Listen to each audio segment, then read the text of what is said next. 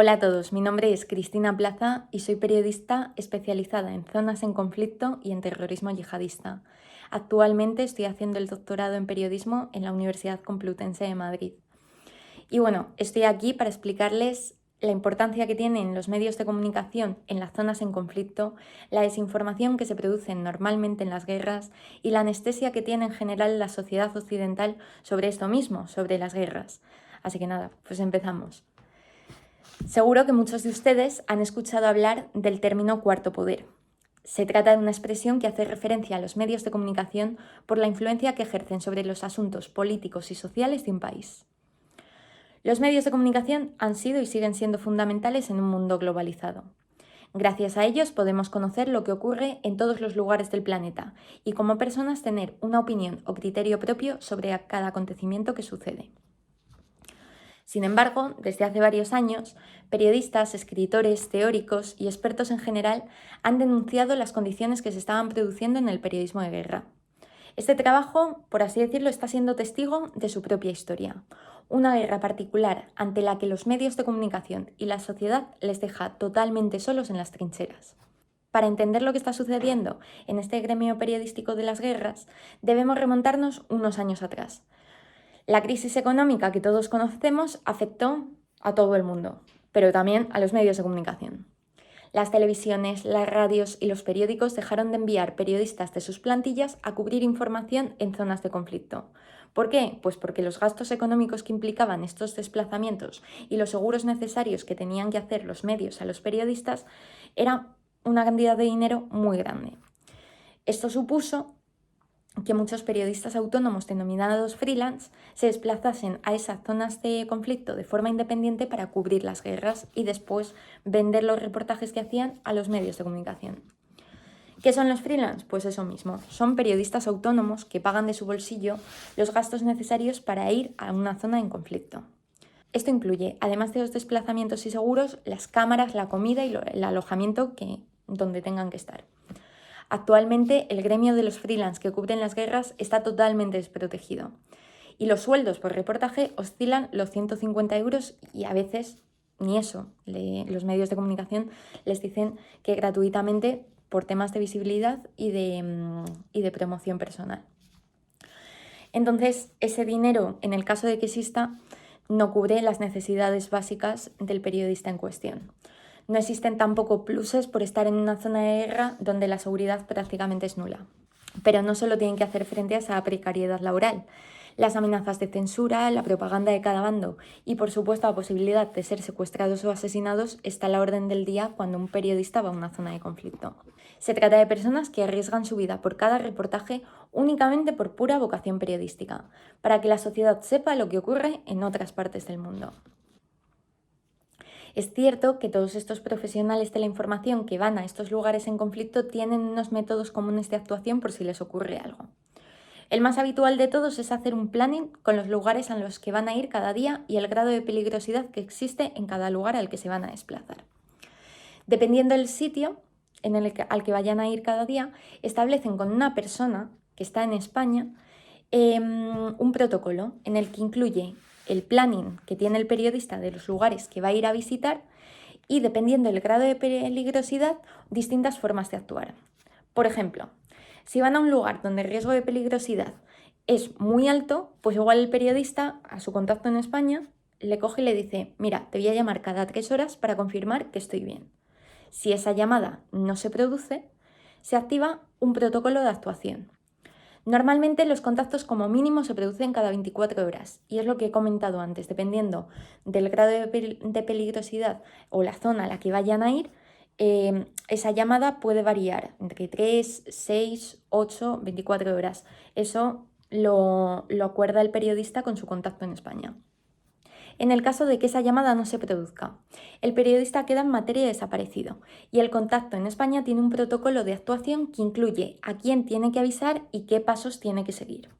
El problema es que actualmente, mientras los periodistas de plantilla están respaldados por su propio medio, en caso de que les ocurra algo, los freelance tienen que recurrir a personas ajenas para hacer ese check-in de seguridad.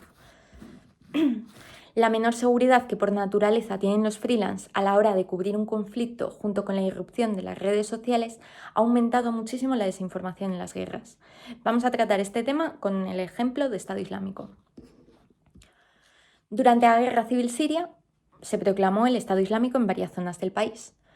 Los yihadistas fueron consiguiendo territorio y formando su propio Estado. En materia de seguridad para los periodistas, en estas zonas que estaban controladas por el Daesh, los periodistas no podían acceder ya que ponían en peligro su seguridad. Por otro lado, el régimen sirio destacaba por su gran censura, por lo que las informaciones que conocíamos durante la guerra, tanto de un bando como de otro, eran básicamente lo que ellos querían que supiéramos.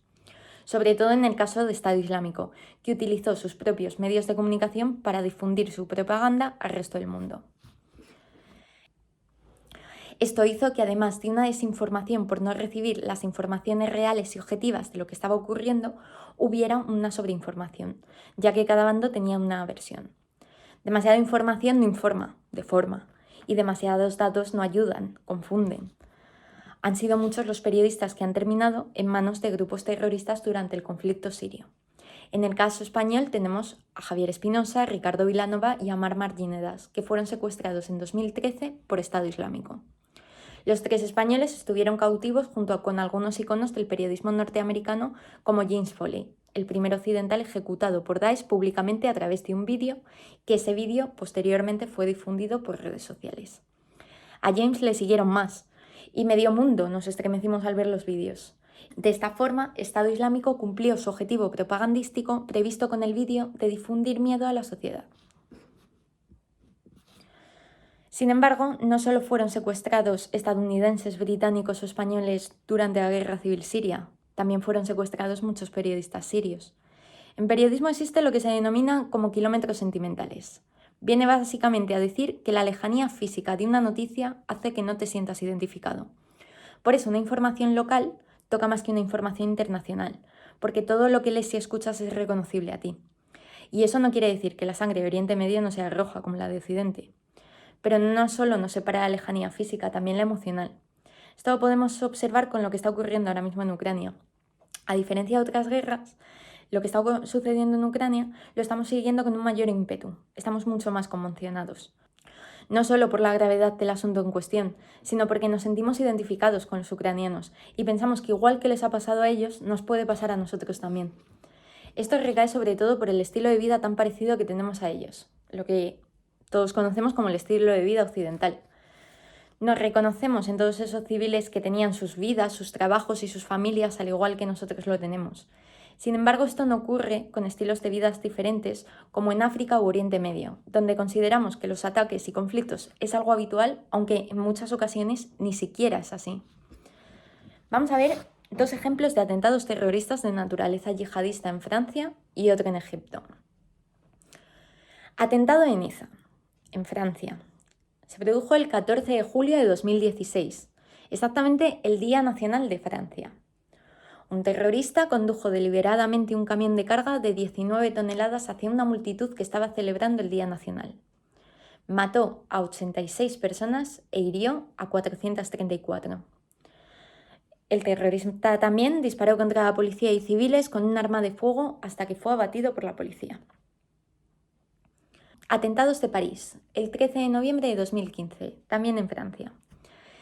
Se produjeron varios ataques suicidas simultáneos en la capital francesa. Tiroteos contra terrazas de 5 bares y restaurantes. Otro tiroteo con toma de rehenes en la sala Bataclan.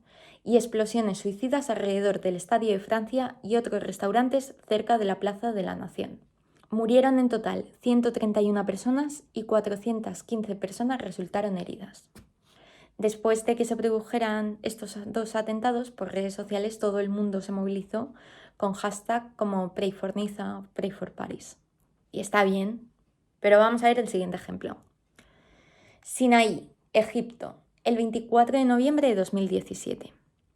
Se produce un atentado bomba contra una mezquita seguido de 2 ataques con armas ligeras, primero contra supervivientes y después contra las ambulancias que los desplazaban.